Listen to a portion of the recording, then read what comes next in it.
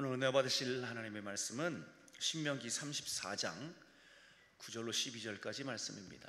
신명기 34장 9절로 마지막 절까지.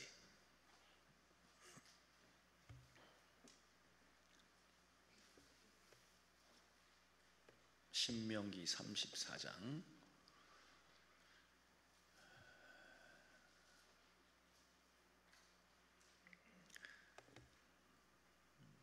다 찾으신 줄 알고 우리 함께 큰 목소리로 합독합니다. 모세가 눈의 아들 여호수아에게 안수하였으므로 그에게 지혜의 영이 충만하니 이스라엘 자손이 여호와께서 모세에게 명령하신 대로 여호수아의 말을 순종하였더라. 그 후에는 이스라엘에 모세와 같은 선지자가 일어나지 못하였나니 모세는 여호와께서 대면하여 아시던 자요, 여호와께서 그를 애굽 땅에 보내사 바로와 그의 모든 신하와 그의 온 땅의 모든 이적과 기사와 모든 큰 권능과 위엄을 행하게 하심에 온 이스라엘의 목전에서 그것을 행한 자이더라. 아멘. 남양주시 호평로에 위치한 주평강교회 정규성 목사님이십니다. 난예배에 이어서 이 시간도 본문을 중심으로 대면이라고 하는 제목으로 말씀을 증거하실 때 큰 은혜 받으시기 바랍니다. 우리 하나님 앞에 영광의 박수. 할렐루야. 아멘. 함께 기도합니다. 주님, 이렇게 귀한 주의 백성들, 주님을 너무나도 사랑하여 이 시간에도 주 앞에 왔습니다. 우리의 몸과 마음 그리고 삶을 온전히 맡깁니다. 우리에게 생명 주시고 주인 되어 여기까지 이끌어주신 주님께서 가장 아름다움으로 다시 채워 주옵소서. 이 시간에도 귀한 예물 올려드립니다. 약함을 치료하여 주실 줄로 믿습니다. 성령으로 충만케 하여 주실 줄로 믿습니다. 주여, 사랑하는 남편과 사별 후에 경제적인 어려움이 주여 있사온데 주님의 은총이 가득가득 채워지게 하시고 해결되어지게 하여 주시옵소서. 하나님 아버지, 사랑하는 딸이 정신적으로 어려움을 겪고 있습니다. 주여, 우리 주님께서 그를 만져주시고 해방시켜 주옵소서. 그래서 주여 전에 나와 마음껏 하나님을 찬양하는 축복의 딸이 되게 하여 주옵소서. 하나님 아버지, 이렇듯 우리의 모든 삶 하나님께만 맡기오니 받아주시고 하나님 부르짖는 자에게 하나님 크고 비밀한 일을 보여주신다였사온데 응답으로 역사하여 주옵소서. 오늘도 말씀을 들을 때 말씀 앞에서 우리 자신이 다시 한번 새로워지는 놀라운 은혜가 있게 하여 주옵소서. 예수님의 이름으로 기도드립니다. 아멘. 이렇게 또 식사 후에 물론 금식하시면서 기도하시는 분도 계실 겁니다만 여전한 주님 사랑하는 마음으로 함께 하신 여러분 모두를 주님께서 이 시간도 만나 주실 줄로 믿습니다. 오늘도 은혜 받고 지금까지 왔는데요, 은혜 위에 은혜가 넘치는 이 시간이 될 줄로 믿습니다. 옆에 분하고 이렇게 한번 인사할까요? 은혜 위에 은혜 받으십시오. 시작. 은혜 위에 은혜 받으십시오. 할렐루야. 저는 성도를 이야기할 때 우리 성도는 축복의 통로라고 서로 말하고 있습니다. 한번 서로 바라보시면서 당신은 축복의 통로입니다. 시작. 당신은 축복의 통로입니다. 우리가 예수를 만난 사람은요, 세상에 가장 큰 복을 이미 받은 줄로 믿습니다. 이제 복을 받은 사람이 나눠줄 수가 있잖아요. 그래서 우리는 누군가에게 복을 나눌 수 있는 존재가 됐어요. 예수를 나눌 수 있고 생명을 나눌 수 있고 세상에 가장 귀한 복을 나눌 수 있는 자가 된 줄로 믿습니다. 이렇게 축복의 통로된 우리들이 함께 모이는 교회 있잖아요. 하나님께서 부름받아서 에클레시아 교회를 이루어 주셨는데, 그렇기 때문에 축복의 통로된 우리는 복을 나누는 자들이 함께 모이다 보니까 그 교회는 잔치집이 돼야 돼요. 와, 너무 행복하다고, 막 복을 나눴더니 이런저런 일들이 있고 또 저런 사람들이 살아났고, 그리고 본질적으로는 내가 죽었다가 살아났고 내가 하나님 앞에 얼마나 이렇게 귀하게 쓰임받은지 모르겠다 그러면서 막 좋은 이야기들을 서로 나누는 곳이 교회가 되어야 할 줄로 믿습니다. 그래서 예배당에 가서는 항상 얼굴이 좀 펴져야 돼. 그냥 인상 팍 쓰면서 세상의 모든 짐은 나한테 다 눌려있는 것처럼 그렇게 생각하면서 지내면 안 돼요. 물론 문제가 다 있을 수 있어요. 그러나 우리 하나님께서 역사하시면 그 문제는 풀어날 줄로 믿습니다. 도리어 그 문제를 풀면서 야, 나는 상처 입은 도리어 치유자가 되고 말이지요, 그러면서 더 큰 복을 나눌 수 있는 귀한 이 잔치에 참여한 자가 되는 줄로 믿습니다. 그래서 예배 드리러 예배당에 갈 때는 혹시 좀 무거운 발걸음이 있다 할지라도 들어가서 마음껏 하나님을 찬양하는 거예요. 그리고 나올 때는 신나게 나와서 세상 바라보며 하나님의 복을 선포하고 나누는 그런 귀한 여러분이 되셔야 할 줄로 믿습니다. 그래서 축복의 통로예요. 축복의 통로. 이 축복의 통로로 삶을 살다 보면 세상을 살아가면서 온통 그냥 찌푸리고 한숨 짓고 살아갈 수가 없어요. 복 나누는데 웃으면서 행복하게. 아까도 제가 오전에도 말씀을 나눈 것처럼 엄마 보니까 그냥 내가 생각할 때는 하나님이 안 계신 것 같은데 엄마를 보니까 하나님이 계신 것 같아. 아빠를 보니까 하나님이 계신 것 같아. 부장님, 저는 예수님 안 믿었거든요. 근데 부장님하고 이렇게 계속 같이 한 몇 년을 있다 보니까 부장님을 보니 하나님이 하나 계신 것을 알게 됐습니다. 할렐루야. 그러면서 그런 이야기를 들으면 이건 제대로 지금 사는 거예요. 저는 예수 믿고 물론 우리가 막 받아야 될 복 있고 해결해야 될 일들이 많지만 나 때문에 예수가 보여지고 전해지고 그러면서 옆 사람이 새로운 소망을 갖게 되는 그런 일들이 끊임없이 일어나기를 축복합니다. 여러분, 하나님께서 그 일을 위해서 우리를 불러주신 거예요. 하나님이 우리를 불러주실 때 너 혼자 실컷 복받고 혼자만 마음껏 누리라고 하나님께서 우리에게 복을 주시고 생명을 주신 거 아니라는 거 꼭 기억하셔야 돼요. 대표적으로 믿음의 조상 아브라함, 하나님께서 불러주시면서 하시는 말, 너는 복이 될지라. 할렐루야. 이 말은 뭐냐면 복을 나누는 사람이 될지라, 이 말이거든요. 복덩이가 되라는 말이에요. 그냥 계속 끊임없이 복을 구하면서 어떻게 하든지 그 복을 좀 잡아가지고 주머니 속 때 집어넣으려고 하는 사람이 아니라 복을 이렇게 나누어 주고 복의 통로가 되어지고 남을 복되게 하는 그런 사람이 되게 하시려고 우리 하나님께서 저와 여러분을 불러주신 줄로 믿습니다. 이렇게 마음껏 복되게 살면 좋은데 막상 살다 보니까 내가 정말 잘하고 싶은데 내 능력이 모자라고, 내가 잘해보려고 그러는데 환경이 어려워지고 조건이 문제가 되고, 나는 참 잘해보고 있는데 상대가 너무 나를 괴롭게 하고 어렵게 하고, 이런 상황들이 우리 앞에 놓여 있어요. 그럴 때 어떻게 되나? 내가 진짜 복을 나눌 수 있는 사람으로 사는 걸까? 돌아보면 그렇지 못하는 것 같아가지고 속상할 때가 있어요. 나는 참 잘 살고 싶은데, 잘 해보고 싶은데 잘 안 되는 거예요. 왜? 내 능력 때문에, 또 주변의 환경 때문에, 저 사람 때문에.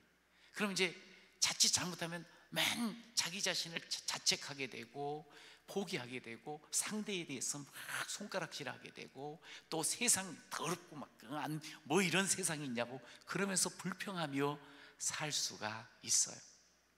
여러분, 하나님께서 모세라는 사람을 불러주셨거든요. 모세를 통해서 세상을 더 아름답게 만들게 하시기 위해서, 그리고 자기 백성들을 정말 자유로운 그런 삶을 살게 하고, 그리고 하나님을 마음껏 찬양하는 그런 백성들 되게 하시려고 모세를 부르셨어요. 근데 문제는 모세가 뭐냐면 그 부름 앞에 자기는 할 수 없다는 거예요. 자기를 지금 자신을 보니까 무능하고 자기는 정말 이것 할 수 있을 만한 그런 사람이 못 된다고 손사래를 치는 그런 모습을 봐요. 그런데요, 결국 모세의 삶을 결국 하나님께서 마지막 평가하실 때 뭐라 그러시는 거 아니? 모세와 같은 사람이 모세 이후에는 세워지지 않았다는 거예요. 그 모세가 전무후무한 하나님의 사람으로, 지도자로 최고의 그런 쓰임받는 그런 지도자가 되었음을 우리에게 알려줘요. 그러면서 그의 사역은 어마어마해가지고 모든 이적과 기사와 모든 큰 권능과 위엄을 행하는 그런 엄청난 지도자로서 삶을 살았다고 알려지고 있거든요. 아무것도 못한다고, 나는 그런 사람이 못 된다고, 그리고 지금의 상황은 절대로 그렇게 할 수가 없다고 그렇게 생각했던 사람이 하나님께 부름을 받고, 그런데 결국 그의 삶을 결산을 할 때 하나님께서 모세 최고라고, 가장 멋지게 사역하고 가장 많은 사람들에게 복을 나누어 준 자라고 그렇게 하나님께서 너 최고야 하면서 우리한테 소개를 해 주셔요. 여러분, 모세가 무능했었는데, 모세가 나이 많아서 도무지 할 수 없는 그런 사람인 줄 알았는데 어쩜 이렇게 멋진 인생을 살 수가 있었을까요? 저는 오늘 설교 제목을 대면이라고 잡았거든요. 한번 따라해요. 대면. 대면은 뭐냐면 서로 얼굴을 대면하는 거예요. 우리가 사람 오랫동안 알아도요, 함께 얼굴 대면하고 이야기를 해야지 그 사람이 좀 누군가를 정확하게 알게 돼요. 그냥 지나가면서 이름 정도 알고 어디에 살더라, 누구 아버지더라, 누구 엄마더라, 뭐 집사님이더라 이렇게 지나가가지고는 잘 몰라. 앞에 가서 얼굴을 가만히 대하면서 눈동자 봐가면서 서로 속 이야기를 하고, 또 오고 가는 그런 대화 속에서 아, 이분이 이런 분이구나, 이분이 이런 사연이 있었구나, 이분이 이런 꿈을 꾸고 있구나, 이분이 이렇게 귀한 분이구나 하는 것을 알게 되거든요. 여러분, 대면하는 게 너무 중요해요. 근데 우리가 신앙생활을 하잖아요. 하나님이 내 아버지라고, 나를 너무너무 사랑하신 분이라고 그렇게 노래는 하면서도 정작 하나님의 얼굴을 가만히 대면하면서 내가 하나님께 모든 것을 털어놓고 하나님은 나한테 또 그 이야기들을 해주시는, 당신의 말씀을 해주시는 그런 경험이 없이 신앙생활을 하는 사람이 있어요. 그냥 많은 회중 속에서 거기서 막 같이 뜨겁게 뭔가 하는 것 같지만 뭔가 이렇게 허전하고, 내가 하나님을 아나? 순간순간 어떤 일이 있으면 하나님을 깜빡깜빡 잊어버리고 그냥 하나님을 놓쳐버리고 내 생각대로, 세상 방식대로 살아가는 그런 사람들이 생각보다 많이 있어요. 여러분, 그렇게 되면 축복의 통로로 제대로 쓰임받기가 어려워요. 복을 많이 알아야 되는데, 하나님이 정말 복의 근원이 되시는데 그 복된 하나님을 내가 제대로 알아야지 서로 나눠주는데 그거를 모르는 거예요. 대면을 해야 돼, 대면. 오늘 모세에 대해서 오늘 10절에 보면 모세는 여호와께서 뭐 하면서 알았다고요? 대면하여 아시던 자요. 자, 따라해 보세요. 모세는 하나님과 대면하여 아는 사이입니다.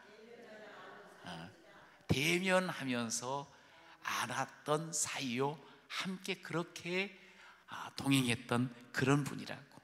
그래, 출애굽기 33장에도 사람이 자기의 친구와 이야기함 같이 여호와께서는 모세와 대면하여 말씀하셨다, 이렇게 말해요. 아주 가까운 친구 있잖아요. 그 친구들은 늘 서로 보고 싶어 하잖아.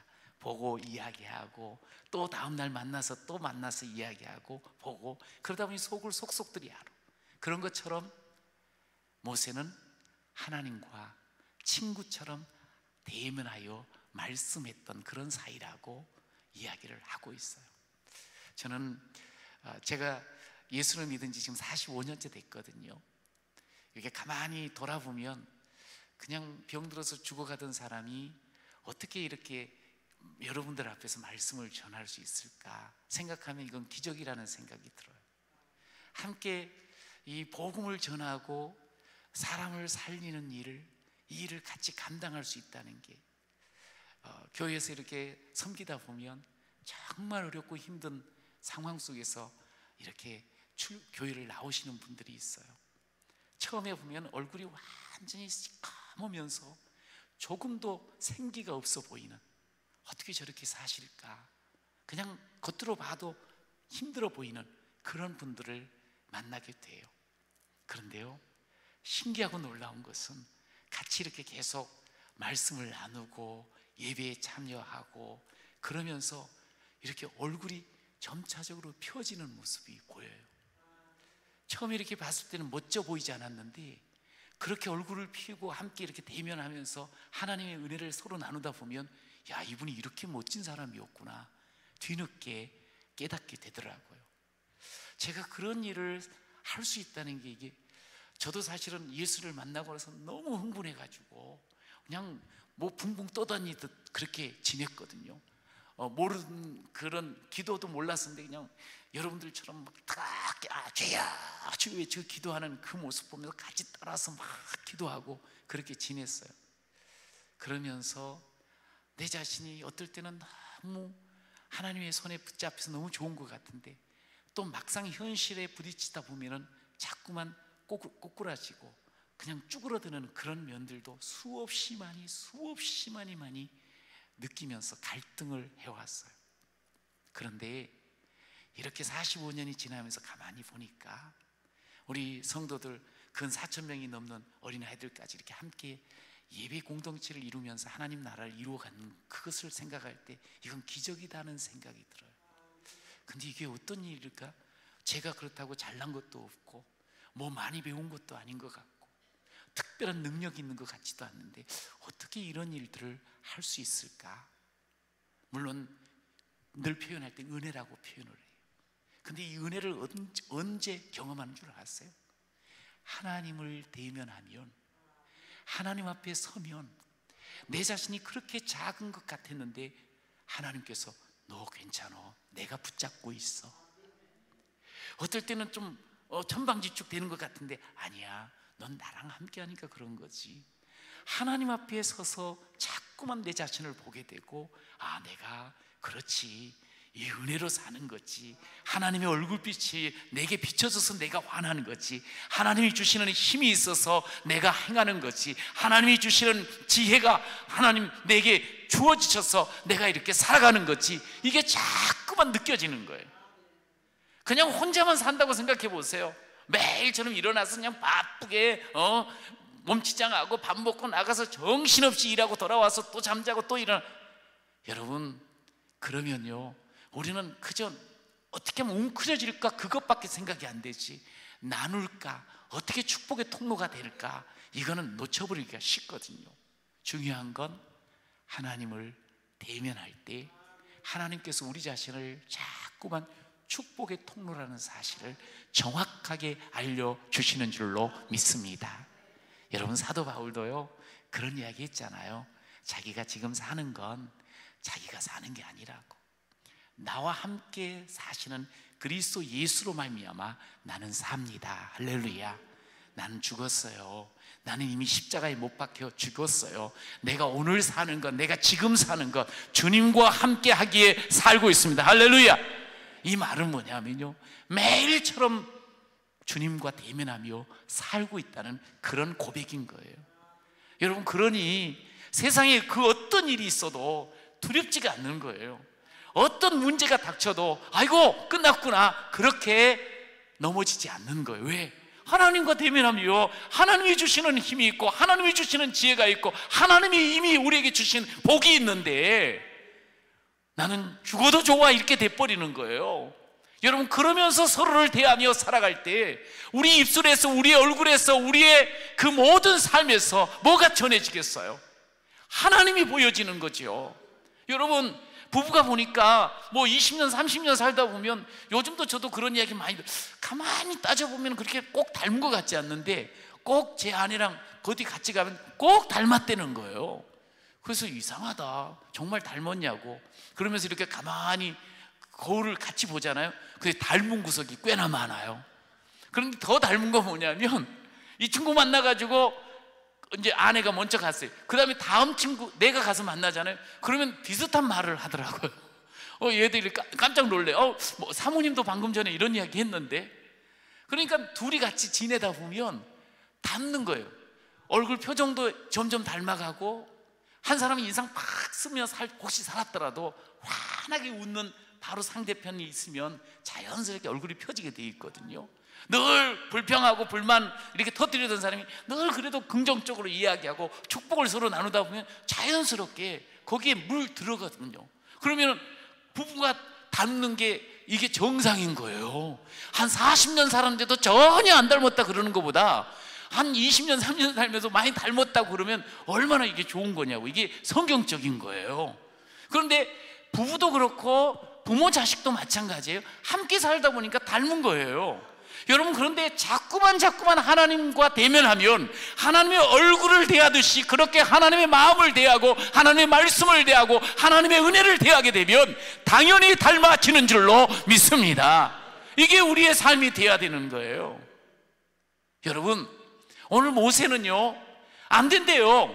자기는 할 수 없대요. 자기같이 나이 든 사람이 어떻게 이스라엘 백성 그 430년 동안 종살이하던 그 사람들을 한꺼번에 근 200만이 되는 사람들을 끌어다가 해방시킬 수 있겠냐. 자기는 할 수 없다고 그랬던 사람이에요.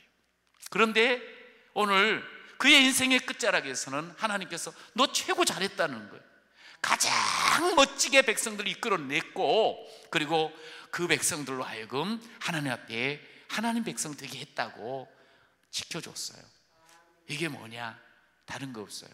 모세가 뭐 옛날에 왕자였으니까 그랬지, 원래부터 그 사람은 뛰어남이 있었어, 그런 게 아니에요. 하나님께 부름을 받고 난 뒤부터 늘 대면하면서 삶을 살아온 줄로 믿습니다. 하나님과 대면하면서. 여러분, 그래서 대면하면서 오늘을 살아가는 여러분이 되시기를 축복합니다. 이렇게 예배를 드리는 것도 하나님을 대면하는 모습이에요. 그런데 더 개별적으로 하나님과 대면할 때는 하나님 말씀을 놓고 매일매일 소위 말해서 말씀을 묵상하는 거예요. 여러분, 그러면요 내가 달라져요. 내가 대하는 사람들이 바뀌어져요. 우리 가정이 새로워질 줄로 믿습니다. 그렇게 해서 하루 이틀 살다가 어느덧 우리도 모세처럼 120살 돼가지고 죽을 때 역시 너도 나랑 대면하며 그렇게 살아왔지, 하나님께서 그렇게 인정해 주시면 최고 잘 사는 것 아니겠습니까? 여러분, 잘 살기를 축복합니다. 여러분이 정말 축복의 통로로 사시기를 축원합니다. 축복의 통로가 되려고 하면 내가 먼저 복이 있어야 되거든요. 그래서 복을 품고 사는 우리들 늘 든든하고 막 기분 좋게 얼굴 표정 밝게 그렇게 살아내는 여러분 모두가 되시기를 축복합니다. 여러분, 우리는 모세의 생애를 잠시 살펴볼 필요가 있어요. 모세가요 사실은 죽을 운명으로 태어났지만 그는 하나님의 특별한 손길에 의해서 왕자가 되었습니다. 자기는 아마 그렇게 태어나서 그렇게 죽을 줄 처음에 몰랐을 거예요. 나중에 이제 알게 될 때까지는 그냥 자기는 왕자인 줄 알았을 거예요. 그러면서 왕궁에서 누릴 것 다 누리고 또 배울 것 다 배우고 그리고 휘두를 것 다 휘두르면서 자기 마음대로 삶을 살았어. 여러분, 자기 마음대로 사는 사람의 특징이 뭔 줄 아세요? 자기가 왕인 줄 알아요. 자기가 뭔가 된 줄 알아요. 자기 아니면 안 될 줄로 여기는 그런 삶을 살게 돼요. 이게 경거망동하는 거죠. 그래서 모세가 그 40년 동안 궁중에 살고 나서 그 결말이 뭔고 하니 열매가 사람 죽이는 일이었어. 마음에 안 든다 이거예요. 어떻게 저럴 수 있냐고 흥분해버려요. 분노해요. 그리고 사람 쳐 죽여요. 그리고 숨겨버려요. 여러분, 어찌됐든 간에 이런 삶은 결코 해서는 안 돼요. 그런데 결국 자기가 뭔가 된 줄 알고 자기의 뜻을 펼치려고 하다 보니까 사람 다치게 하고 사람 죽게 만드는 그런 인생밖에 되지 않아요. 여러분, 예수를 믿어도요 진짜 곱게 믿는 우리가 되시기를 축복합니다. 이게 뭐냐면 예수를 믿는다고 하면서 내가 왕이야.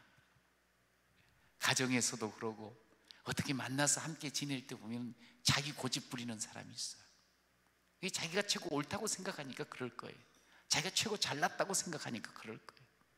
여러분, 그런데 우리는 다 약하잖아요. 여러분, 하나님을 대면하는 사람은 절대로 자기가 잘났다고 생각하지 않습니다. 하나님 앞에 섰을 때 우리는 속이 훤히 들여다 보이잖아요. 우리가 얼마나 추한 사람이에요. 얼마나 순간순간 내 속에서 흘러가는 생각들이 더럽고 또 악한 것들이 많습니다. 그것이 표현이 안 돼서 그렇지. 여러분, 앞에 있는 사람 아니 함께 했던 사람, 그 사람에 대해서 항상 사랑으로만 나가지 못하잖아요. 생각이, 우리의 생각은 늘 왔다 갔다 해요. 근데 가만히 들여다보면 너무 부족하고 부끄러운 우리의 모습들이 있는 거예요. 그런데 자기가 최고인 줄 아는 이 모습이 모세에게 있었어요. 그러니까 여지없이 무너지는 거예요. 저는 여러분들이 이왕 이 땅을 살아가면서 축복의 통로로 살 때 무너짐이 없는, 항상 자신을 하나님 앞에 바로 세우고 비추며 살아가는 귀한 자 되시기를 축원합니다. 그러면서요, 모세는 그 다음에 자기는 아무것도 아니라는 거예요. 자기는 정말 무능하다는 거예요. 자기는 뭐 이제 아무것도 못한다는 거예요. 자기는 이제 끝이라는 거예요. 그런 생각을 했던 사람이, 그 사람이 어떨 때는 지가 최고인 줄 알고 어떨 때는 자기는 아무것도 아니라고 생각하니 이게 이상하죠. 근데 사람이 그렇게 할 수가 있어요. 한순간에 그냥 마치 모든 것 다 쥔 줄 착각하다가 또 한순간에 모든 것 다 잃어버린 그런 모습으로 떨어질 수 있는 것이 우리 인간이잖아. 그래서 야고보도 보니까 그런 것들을 표현할 때 한 입에서 단물도 내고 쓴물도 낼 수 있는 존재가 인간이야. 지가 잘났다고 이렇게 막 하다가도 나는 끝났어, 죽었어, 나는 아무것도 못해 하면서 철저하게 무너질 수 있는 게 우리 인간이라고 성경은 이야기를 해요. 여러분, 그렇기 때문에 우리 스스로를 믿을 게 하나도 없는 거예요. 그런데 놀라운 게 있어요. 그렇게 아무것도 아니라고 생각했던 이 사람이 하나님을 대면하면서 아닌 거예요. 자기가 너무너무 귀하고 소중한 존재인 거예요. 할렐루야. 아까 우리 마지막 찬양했던 게 내가 너를 보배롭고 존귀하게 여기노라. 나는 내 하나님께서 우리를 보배롭고 존귀한 자인 것을 분명히 말씀하여 주시는 줄로 믿습니다. 그러니까 하나님을 계속 대면하다 보면 이게 신기한 게, 하나는 지 잘났다는 건 쭉 깔아앉으면서 동시에 내가 하나님께서 나를 붙잡아 주셔서 내가 이렇게 소중하고 너무 귀한 존재로구나, 내가 보배와 같은 존재로구나, 할렐루야, 이게 딱 느껴지는 거예요. 그러면서 그 다음부터는 자기를 잘났다고 교만하여 그렇게 이야기하는 게 아니고 하나님께서 하게 하셨습니다, 할렐루야. 하나님이 힘주셨습니다, 할렐루야. 하나님의 은혜입니다, 할렐루야. 이거를 계속 이야기를 하게 되는 거예요. 자, 그러면 그 사람은 정말 지금 제대로 사는 거야. 지가 한 게 아니에요. 자기가 지금 잘난 게 아니에요. 자기가 부족하지만 끝난 게 아니에요. 하나님이 하게 하셨습니다. 하나님이 힘 주셨습니다. 하나님이 지혜 주셨습니다. 하나님께서 일 주셨습니다. 여러분, 모세가 이 과정을 지나는 거예요. 그런데 모세의 그 삶의 가장 중요한 것은 뭐냐면, 자기가 잘나봤잖아요. 그리고 완전히 무너져부터 봤잖아요. 근데 딱 보니까 하나님 앞에 딱 서보니 자기가 누군가를 정확하게 알게 된 거예요. 하나님이 자기를 얼마나 기대하신가를 알게 되는 거예요. 여러분, 신앙생활은 이렇게 하나님 앞에 대면하면서 나를 하나님이 얼마나 소중하게 여기시는가를 확인하면서 힘이 나게 되는 줄로 믿습니다. 그래서 예수 믿는 사람은 아무리 어두움 속에서도 거기서도 빛을 볼 수 있는 사람, 길이 하나도 없다고 생각되어지는 그 자리에서도 아니, 하나님이 내 길이야, 할렐루야, 하나님이 길이라. 모든 사람이 내 적이라고 생각하는 그 가운데서도 하나님이 내 편이셔, 할렐루야. 하나님이 내 편이시면 되는 거야, 할렐루야. 이게 고백이 되어지는 거야. 왜? 하나님을 대면하니까 하나님께서 그것을 알려주거든요. 그 하나님을 대면하지 못하는 사람은 죽었다 깨도 모르는 거예요. 그냥 자기 잘났으면 잘난 거고, 자기 지금 한계에 부딪히면 끝장나는 거고, 그러면서 그냥 오르락 내리락 하다가 인생을 갖다가 정신없이 살다가 그렇게 해서 안타깝게 끝나는 거예요. 그런데 하나님께 택함받고 부름받은 이 축복의 통로된 우리도 다 알죠. 여러분 물론 여기 다 멋지고 잘났습니다만 무너질 때는 정말 내가 먼지만도 못한 존재처럼 느껴질 때도 있잖아요. 누구도 나를 알아주지 않는 것 같고 버림받은 것 같은 그런 시간들도 있잖아요. 내가 아무것도 아니거든요. 내가 어떨 때는 또 좀 뭘 이루고 누군가 인정해 주면 뭔가 된 양 착각도 해봤잖아요. 그런데 하나님 대면하니 내가 진짜 누군가를 알게 되잖아요. 여러분, 모세는 다른 것 없었어요. 아무것도 아니라고 생각했던 자신, 하나님을 대면하니 하나님이 자기를 얼마나 소중한 존재로, 이스라엘 백성을 살리는 존재로 세워주신 것을 알았습니다. 할렐루야. 우리가 마찬가지. 오늘 우리가 하나님을 지금 대면하고 있거든요. 하나님을 대면한 여러분들, 우리 하나님께서 은혜 주시는 줄로 믿습니다.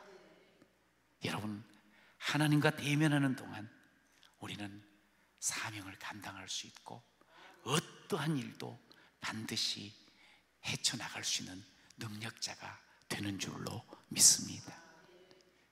제가 이렇게 목회하면서 오전에도 그런 말씀을 잠깐 나눴습니다만 정말 어렵고 힘들 때 다른 게 없더라고요.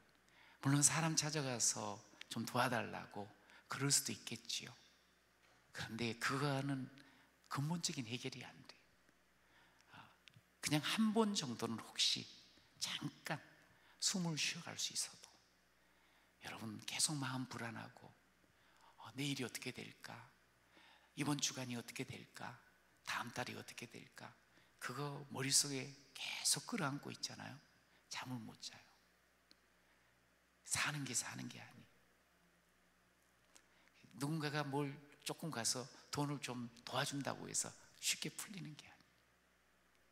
여러분, 삶에 아무리 짙은 어둠이 있고 아무리 높은 산이 있어도 하나님을 대면하면 하나님이 마음에 힘을 주십니다. 하나님이 마음에 빛을 주셔요. 할렐루야. 그냥 하루하루 어떻게 살까를 모를 때 하나님을 만나니 내가 오늘 너와 함께 할게, 이 말씀 한마디로 오늘 살아갈 수 있는 힘이 충분히 충전이 됩니다. 할렐루야. 여러분, 저는 이제 우리 교회에서 늘 그러거든요. 우리 가정에서 꼭 예배를 드리자. 매일매일 드릴 수 없다면 일주일에 한 번이라도 정해놓고 함께 예배를 드리자. 그리고 가정에서 그렇게 한 번을 예배를 드리잖아요. 그럼 매일매일 그 장소가 예배하는 장소다 보니까 예배가 의식이 되어지는 거예요. 아이들과 함께 말씀을 나누고 축복하는 그 시간들이 늘 생각이 되는 거예요. 가정 안에서 이 자리가 그런 자리지, 밤 준비하면서 예배를 위해서 이런 걸 준비했지. 그러면 자연스럽게 한 번 예배를 드리면서도 그 예배를 드린 우리 가족들은 매일처럼 예배를 의식하게 되어 있어요. 여러분, 한번 생각을 해보세요. 가정에서 아이들과 예배를 드리고 배우자와 함께 예배를 드리면 그 예배 속에서 그 배우자에게, 자녀에게, 가족들에게 어떤 말을 하고 어떤 마음들을 가질까요? 여러분, 예배와 상관없이, 하나님과 상관없이 아이를 대하잖아요. 그러면 아이가 양에 안 차면 계속 잔소리 할 수밖에 없어요. 그리고 혼만 낼 수밖에 없어요. 소리만 지를 수밖에 없어요. 그런데 예배 속에서 아이들을 축복하는 그 엄마, 아빠는요, 평상시에도 소리 안 지를 수가 있어요. 왜? 하나님이 저 아이와 지금 함께함을 믿으니까. 왜? 하나님께서 지금 나와 대면하고 계시고 함께 하시는 걸 확인했으니까. 그러면 마음속에 이 여유가 생겨버리는 거예요. 여러분, 저도 이렇게 자녀 키워보면서 느끼는 게 뭐냐면, 모든 사람이 다 그래요. 자식은 내 마음대로 안 된대. 키우면서 하는 말이, 아기 때 탁 손 엉켜를 쥐고 그냥 끌고 갈 때는 내 마음대로 되는 것 같았다가 야가 7살 이상부터는 내 마음대로 안 되는 게 아예 자식이야. 자식은 또 부모를, 아까도 좀 그런 이야기 했습니다만, 부모를 무서워하지도 않아요. 왜냐하면 부모는 자기 엄청나게 사랑한 거 이미 알고 들어가거든. 그러니까 지 마음대로 해. 근데 너나 할 것 없이 자식 다 내 마음대로 안 된다 그래. 근데 자식만 내 마음대로 안 되던가요? 내 마음도 내 마음대로 안 되고 모든 삶이 내 마음대로 되는 건 사실은 없어요. 그런데 내 마음대로 안 되지만 주님이 인도하시면 됩니다. 할렐루야. 중요한 건 주님과 대면하는 거예요. 그래야지 내 삶이 소생하고 살아나는 역사가 나타나는 거예요. 그래서 가정 안에서 예배를 드리자는 거예요. 한 번만이라도 예배를 드리자는. 그러면 그 한 번을 예배 드리면서 6일 7일이 주일날 교회 가서 예배 드리고 오고, 그러면서 그 가정이 예배 장소가 돼버리면 하나님이 주인 되심을 온전히 경험하면서 함께 그것을 나누게 되니까. 그러니까 한 번이라도 해야 되는 거야. 그것도 계속적으로. 모세가 사실은 430년이나 종되었던 백성들을 끌고 나와서 자유인으로 이끌어 간다는 거, 이게 어려운 거예요. 한번 생각을 해보세요. 종으로서 그냥 대대로 살아오던 종 그 근성들, 항상 주인 눈치 보고, 어떤 먼 일 있으면 항상 남 탓하고, 남한테 미루고 전가하고, 자기 책임지는 거 없지 뭐.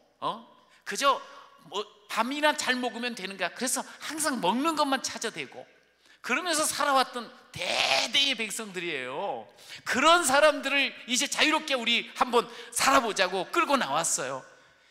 얼마나 불평 원망이 많은지. 조금 물 없으면 목말라서 죽겠다 그러고, 좀 먹을 거 없으면 배고파서 죽겠다 그러고, 저 앞에 조금 센 사람이 있으면 우리는 이제 곧 죽겠다 그러고, 하여간 계속 불평 하는 거예요. 모세가 그런 백성들 틈바구니에서 아마 노이로제가 걸리고 스트레스 받아가지고 요즘식으로 말하면 암 걸릴 수도 있어요.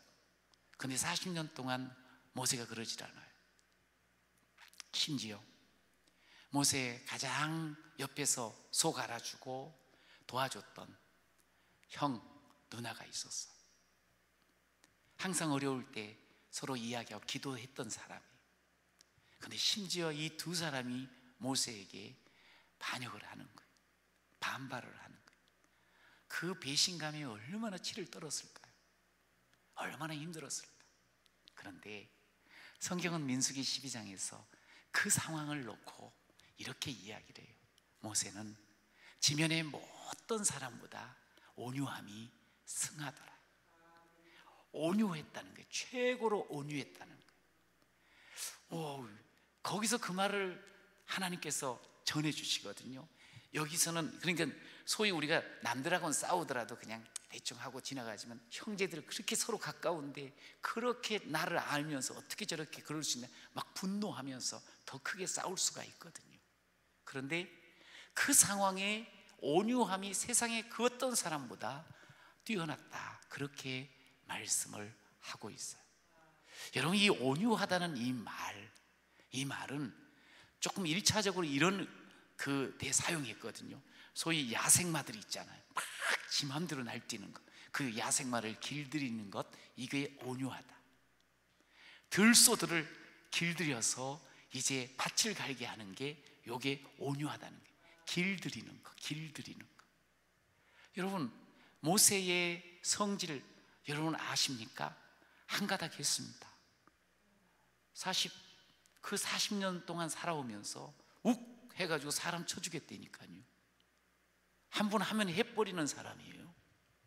그리고 인간이기 때문에, 사람이기 때문에 또 이렇게 화도 내고, 심지어 죽일 정도로 그런 화를 풀어보는 사람이니 얼마나 무서운 사람이에요. 근데 완전히 달라져 버린 거예요. 그 분노할 수 있는 상황 속에서 그는 온유하게 형제를 대하고 사람들을 대했어요. 온유하다는 것은 참 따뜻하고 친절하고 부드럽다는 거거든요. 여러분, 예수를 늘 만나고 예수의 얼굴을 대하며 하나님과 대면한 사람의 특징이 뭔 줄 아세요? 예수 닮는 거. 저와 여러분이 예수 닮기를 축복합니다. 예수 닮아요. 예수님이 마태복음 11장에 나는 온유하고 겸손하니 그렇게 말씀합니다. 실질적으로 우리 주님께서 공생애를 통해서 보여주신 전체적인 예수님의 이미지는 정말 부드럽고 온유했어요. 따뜻하게 품어주고 어린아이들도 오라 그러고 힘들어하는 사람 찾아가서 일으켜주고 늘 이 온유함을 항상 우리에게 보여주셨거든요. 근데 여러분, 예수님을 늘 대면하면 어떻게 되겠어요? 나는 예수를 믿어도 화끈하게 믿어. 나는 말이지 예수님은 그렇게 온유해도 나는 할 때 하는 거야. 나는 못 참어. 그러면 그 사람은 예수를 지금 잘 모르는 거예요. 예수 모르는 거지요. 야, 오늘 잠깐 예수님 여기 계세요. 내가 여기는 해결하고 가겠습니다. 그러면서 손 걷어붙이면서 한바탕 크게 싸우면 그것도 예수님을 지금 잘 모르는 거예요. 여러분, 예수를 믿으면 온유하고 겸손하니 예수 닮아가는 게 당연한 거 아니겠어요? 그런데 이제 모세가 지금 열날 때예요. 그냥 큰 소리를 지를 때예요. 그런데 모세가 큰 소리를 질렀다, 화를 냈다, 그 문제를 곧바로 해결하면서 막 싸웠다, 그게 아니고 모세가 온유했다 그러는 거예요. 왜, 어떻게 해서 온유할 수 있을까? 원래부터 모세는 온유했어요. 원래부터 착해서 그래요. 원래부터 조용해서. 아니, 그렇지 않아요. 모세 성질이 있었어요. 어떻게 그렇게 됐냐 이 말이에요. 다른 게 아니에요. 오늘 성경은 그 비밀을 알려주는 거예요. 그는 늘 하나님과 대면하여 아시던 사람이다. 할렐루야. 하나님을 대면해서 친구처럼 늘 대면하여 말씀하시던 자다, 이 말인 거예요. 여러분, 세상을 이렇게 살면서 보니까 우리가 큰 일, 거창한 일을 해서 내 인생이 행복해지는 게 아니에요. 우리가 순간순간 대하는 사람, 일 앞에 예수님처럼 살아갈 때 그 자리가 의미 있는 자리가 되고 그 자리가 복된 자리가 되는 줄로 믿습니다. 목회를 하다가 한 2번 성질을 내봤거든요. 그런데 저도 이렇게 싱글벙글이잖아요. 부드럽게 모든 분들과 대하고 그렇게 지나는 거거든요. 물론 이제 전체 앞에서는 한 건 아닌데 성질을 내봤어요. 성질을 내고 나서 저만 손해봤어요. 돌아서서 얼마나 끙끙 앓았던지. 한 번 그 찰나에 한 5분 안에 성질을 내놓고 돌아가서 일주일 내내 소갈이 했어요. 이게요, 예수 믿는 우리들이에요. 그러다 보니까 그거 몇 분만 하죠. 그러면 그거 안 하는 게 차라리 내가 유익인 거예요. 여러분, 우리가 그렇게 살아야 돼요. 그러니까 주님을 자꾸 대면하다 보면 모세가 자기 무능도 해결이 되어지고 자기 잘남도 해결이 되어지고 자기의 성품도 해결이 되어지는 놀라운 은혜를 입게 된 줄로 믿습니다. 오직 하나님의 말씀으로 그는 죽고 사는 것. 하나님이 하라 그러면 하고 하지 말라면 안 하는 것. 여러분, 그렇게 하나님의 말씀을 늘 대하면서 하나님의 얼굴빛을 대하다 보니까 하나님을 닮아가지고 하나님 말대로 하나님 모습대로 보여지게 되는 거예요. 나는 원래 그런 사람이 못 되는데 저는 여러분과 제가 그렇게 하나님을 닮고 대면하면서 하나님의 마음을 담고 하나님의 말을 담고 하나님의 얼굴을 담는 저와 여러분이 되실 간절히 축원합니다. 그러면 우리 하나님 너무 좋아가지고 너는 내 마음에 합한 자라고. 사실 이 모세랑 비슷한 사람이 다윗이거든요. 마음에 합한 자라고 하나님 너무너무 좋아하시는 거예요. 저는 저와 여러분이 하나님을 대면하여 아는 여러분이 되어서 하나님 마음에 쏙 드는 자가 되시기를 간절히 축원합니다. 여러분, 그렇기 때문에 묻습니다. 여러분 집에서 하나님과 대면하고 계시는지, 오늘 대면하셨는지, 하나님의 말씀을 받고 아멘 아멘 감사하면서 기도하면서 내 삶을 맡기며 하나님 뜻대로 살겠어요, 하나님 마음대로 살겠어요, 하나님 말대로 살겠어요, 하나님 얼굴빛으로 살겠어요. 할렐루야. 여러분, 그렇게 살아가야 되는 거예요. 여러분, 그러면 우리 가정은 천국 가정으로 바뀌어질 줄로 믿습니다. 여러분, 이렇게 부드럽고 친절하고 이렇게 온유했던, 이 따뜻했던 모세, 그러면 형편없이 어렵게 살았겠네. 늘 남한테 치이고. 천만에 그렇지 않아요. 성경은 오늘 우리에게 아까도 말씀을 드렸습니다만 모든 온 땅의 모든 이적과 기사와 모든 큰 권능과 위엄을 행하였습니다. 할렐루야. 모세 엄청나게 권위를 가지고요, 사람들 앞에서 하나님의 능력을 보여줬고 하나님의 이적들을 드러냈고 그들에게 바른 길을 이끌어갔던 아주 위대한 지도력을 발휘한 줄로 믿습니다. 하나님 앞에 붙잡히니까, 하나님 앞에 자신의 성품도 자신의 능력도 자신의 지혜도 붙잡혀서 길들여지니까 하나님이 마음껏 쓰시는 거예요. 하나님 마음껏. 여러분, 하나님이 마음껏 쓰시는 우리가 됐으면 좋겠어요. 조금 쓰려고 그러면 저기 픽 터지고 저쪽으로 쫓겨 이쪽으로 삐지고 저리 삐지고 지 마음대로 해버리고 도망가는 게 아니고 그냥 하나님 쓰세요 하고 하나님께 온전히 마음도 말도 얼굴 표정도 삶도 그렇게 하나님께 붙잡히는 그런 저와 여러분이 되시기를 축복합니다. 여러분, 하나님과 대면하면 할수록 우리 인격은 더 빛나고 아름다워지고요, 하나님을 대면하면 할수록 하나님 앞에 능력의 삶을 살게 됩니다. 세상을 바꿀 수가 있어요. 여러분, 그렇게 살아내는 우리 모든 성도들이 되시기를 축복합니다. 그러면서 모세가 그렇게 하나님을 대면하며 살 때요, 따라오는 열매가 있었어요. 물론 이렇게 놀라운 오늘의 열매가 있었음과 동시에 내일을 준비하고 세우는 어마어마한 축복을 받게 되었어요. 모세가 대면하면서 그냥 자신은 하나님 앞에서 살아간 거예요. 근데 그 모습을 여호수아가 그대로 본 거예요. 모세는 죽잖아요. 물론 세상 사람들이, 그 당시 사람들이 어디 있는지는 모를 정도로 그냥 떠났어요. 근데 그 뒤에 갑자기 이제 여호수아가 덩그러니 남겨져 있었잖아요. 얼마나 두렵겠어요. 그런데 여호수아가 모세가 하는 걸 봤거든요. 모세가 회막에서 하나님과 대면하는 그 모습을 볼 때 여호수아는 똑같이 그 옆에서 수종을 들면서 보다가 모세가 떠나도 그곳에서 오래 있었노라고 성경은 일러줘요.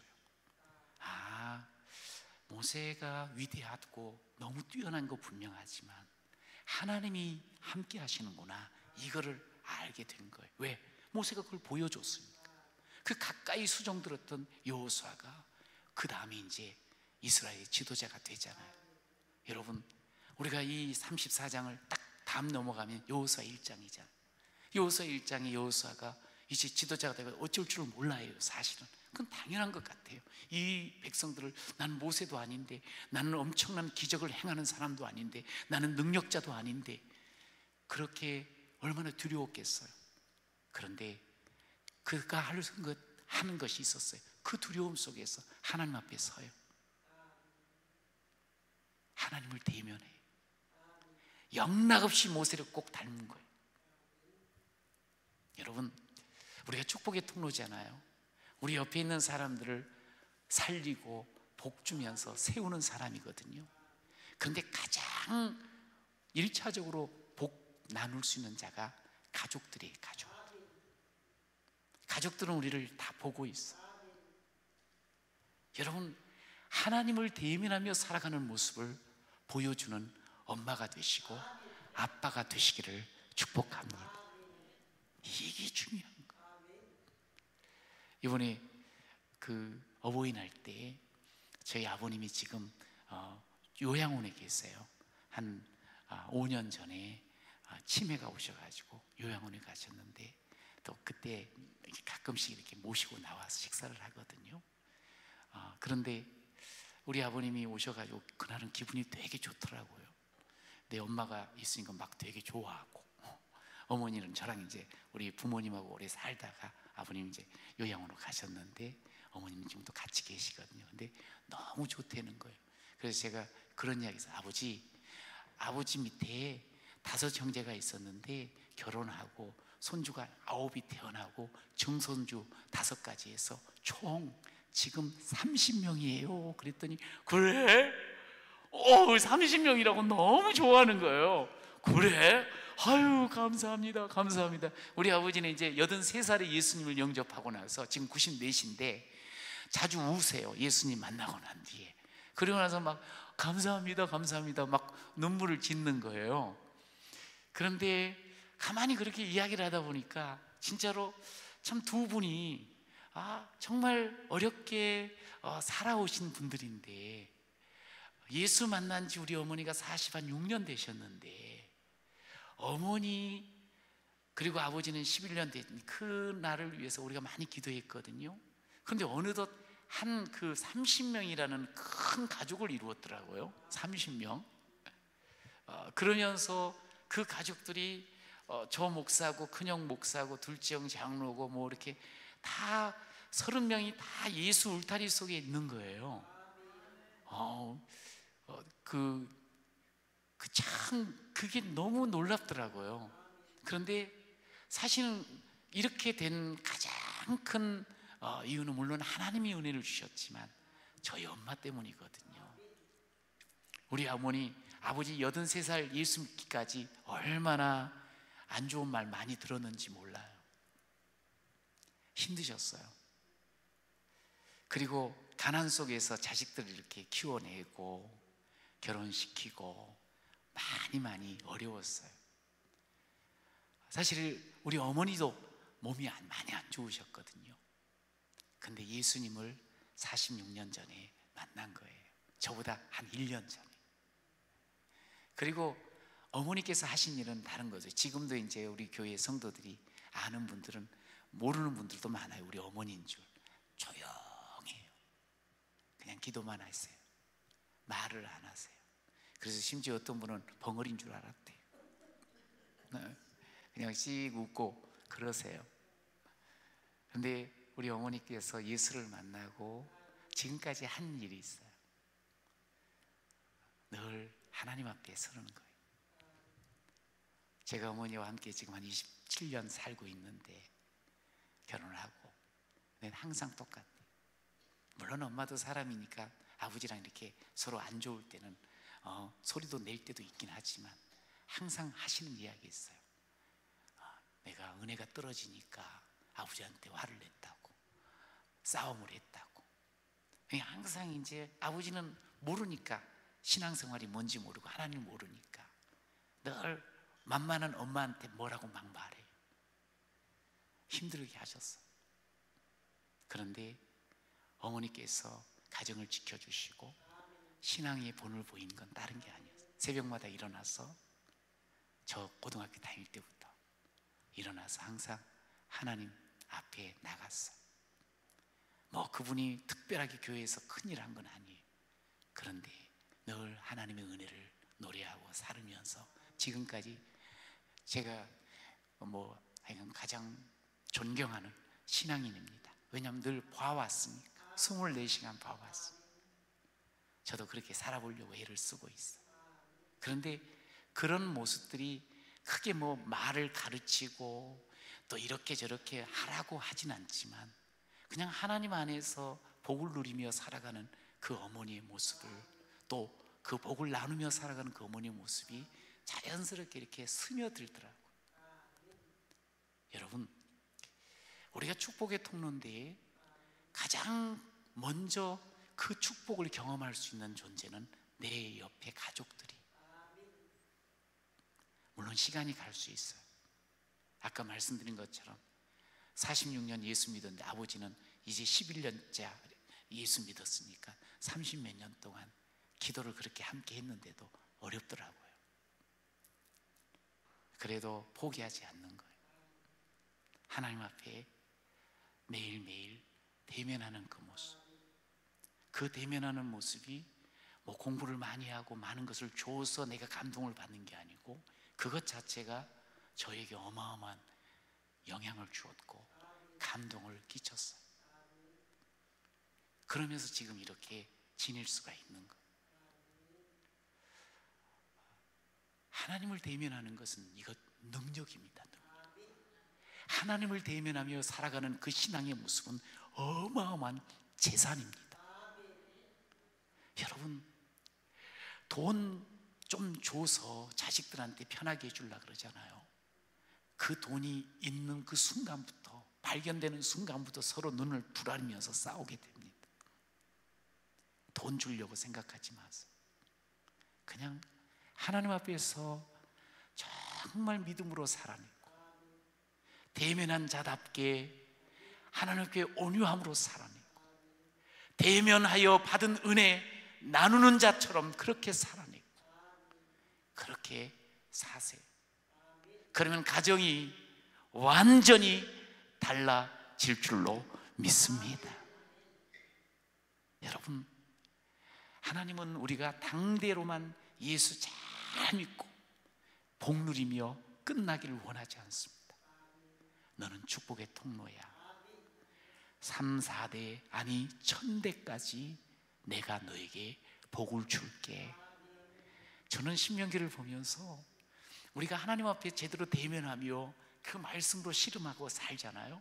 그럼 하나님이 약속을 한 게 있어요. 1000대까지 복을 주시다. 그러면 우리는 1000대를 어떻게 알아? 우리는 기껏해봤자 3대 아니면 많이 오래 살고 그래봤자 4대잖아요. 4대. 그런데 1000대를 하나님께서는 그냥 후하게 복을 주시겠대요. 우리는 지금 이렇게 잘 살면 우리가 정말 하나님을 대면하면서 하루하루를 지금 내 사는 그 30년이건 50년이건 잘 살면 1000대까지 복을 주신대. 할렐루야. 여러분 믿으시기를 축원합니다. 하나님이 역사하신다는 거예요. 하나님이 함께하는 그 가정은, 그 가문은 축복의 가문 될 줄로 믿습니다. 여러분, 이걸 믿고 우리가 오늘을 나는 그냥 오늘 살았는데 내 2대, 3대, 4대, 1000대까지가 복이 될 것을 믿고 오늘 하나님과 대면하면서 하나님의 말씀대로, 하나님의 지혜대로, 하나님의 능력대로 살아내는 여러분이 되시기를 간절히 축원합니다. 그러면 다음 때가 하나님을 사랑하는 사람으로 세워지고 그 다음도 또 하나님께서 붙잡는 그런 견고한 인생으로 하나님께서 세워주실 줄로 믿습니다. 여러분, 우리가 큰일, 거창한 일에 꿈꾸는 것, 그것만이 우리가 축복을 누리고 산다고 말할 수 없어요. 그냥 제가 목회를 하면서 시작을 하면서 그런 꿈을 가졌습니다. 몇 가정이 될지 모르지만 좋은 가정들을 세워주고 도와주는 그런 교회가 되었으면 좋겠습니다. 사실 그렇게 시작을 했어요. 그래서 부족하니까 저도 제 아내도 그렇고 저도 그렇고 고등학교 때 예수님을 영접했기 때문에 이 기독교 문화, 하나님 문화를 잘 몰라요. 잘 절여지지를 못한 사람들인 거예요. 그런데 이제 목회를 한다고 둘이 뛰어들었으니 이게 뻔하지 않겠어요? 부족하고 천방지축될 게. 그런데 하나님 큰 교회 뭐 이런 걸 떠나서 하나님 우리 가정이 하나님 안에서 정말 복을 누리는 가정이 되기를 원합니다. 그래서 주 안에 복된 가정이 우리의 캐치프레이즈예요. 주 안에서 복된 가정. 그런 꿈을 가지고 결혼을 해서 가정을 이루고 또 목회를 시작을 했거든요. 그런데 지금 36년째 살아가고 있어요. 가정을 이룬 지가.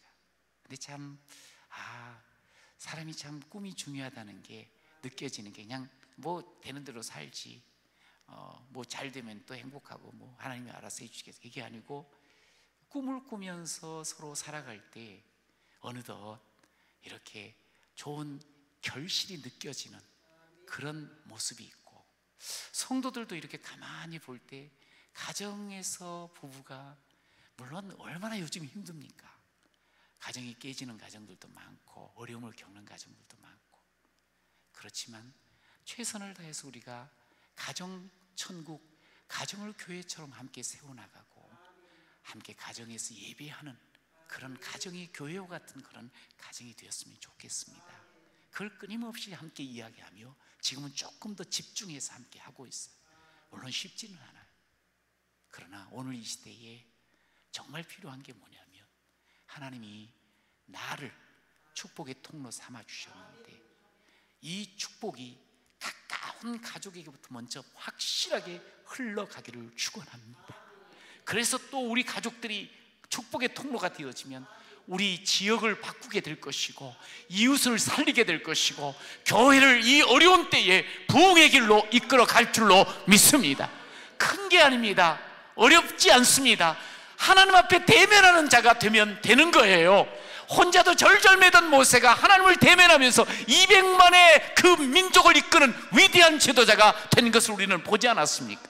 다른 것 없습니다. 모세는 하나님과 대면하여 아시던 자였고 친구처럼 하나님과 대면하여 말씀하던 자라는 사실을 여러분 기억하시길 바랍니다. 신앙에 왕도가 없습니다. 하나님 자꾸 만나야 됩니다. 하나님 마음 알아야 됩니다. 하나님의 뜻을 헤아려야 됩니다. 그러면 우리는 신앙생활을 어제 해도 오늘 제대로 살아갈 수가 있는 자가 됩니다. 그런데 교회에 발을 디딘 지가 50년이 돼도 하나님을 모르는 분들이 생각보다 있습니다. 그러니 지 마음대로 사는 것, 그러니 결정적인 순간에는 마이웨이 하나님의 뜻으로 살아야 돼요. 유순하지 않습니다. 내 생각대로. 여러분, 오늘 우리 하나님께서 기회를 주셨습니다. 하나님을 대면할 기회, 그리고 그 대면함으로 위대한 삶을 살 기회를 다시 주셨거든요. 먼저 자신을 하나님 앞에서 늘 돌아보시고 가정을 하나님 앞에서 함께 대면하며 축복을 나누는 그런 교회 같은 가정을 이루시고요.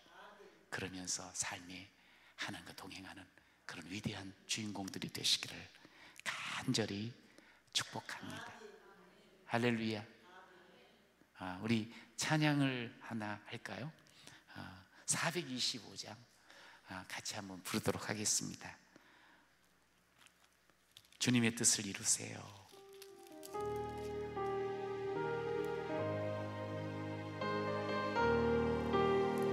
주님의 뜻을 이루소서. 주님의 뜻을 이루소서.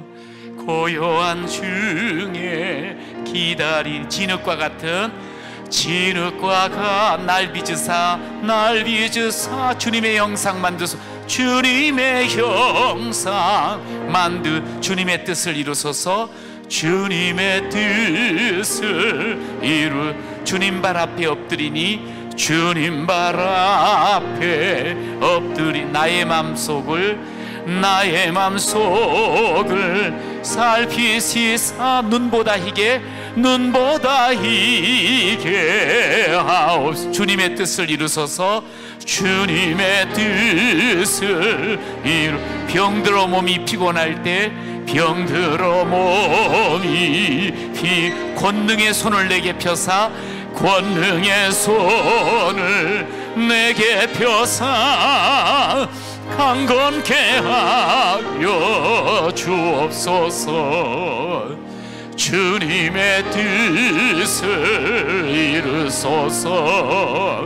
온전히 나를 주장하사 주님과 함께 동행함을 만민이 알게 하옵소서. 4절 주님의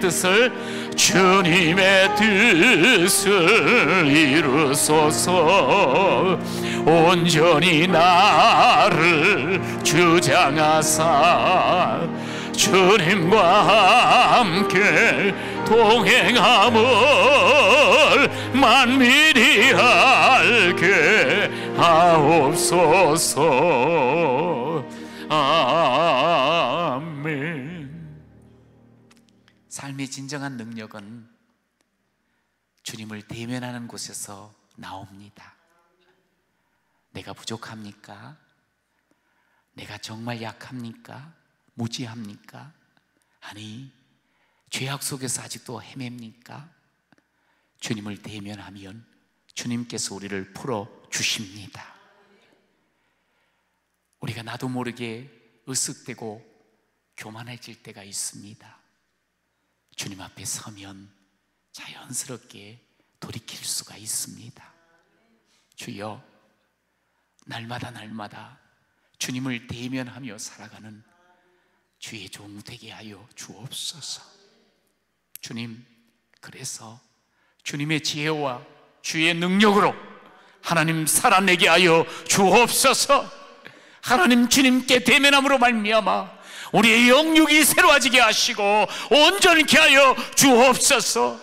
하나님, 그렇게 하루하루 살면서 진정 축복의 통로가 되길 원합니다. 내 가족서부터 하나님의 복을 함께 누리기를 원합니다. 하나님 아버지, 나의 대면의 신앙의 모습이 내 자녀와 가족들에게 그대로 물러주길 원합니다. 주여, 대면하는 가정 되게 하여 주옵소서. 하나님 아버지여, 우리의 이 아름다운 대면의 신앙으로 말미암아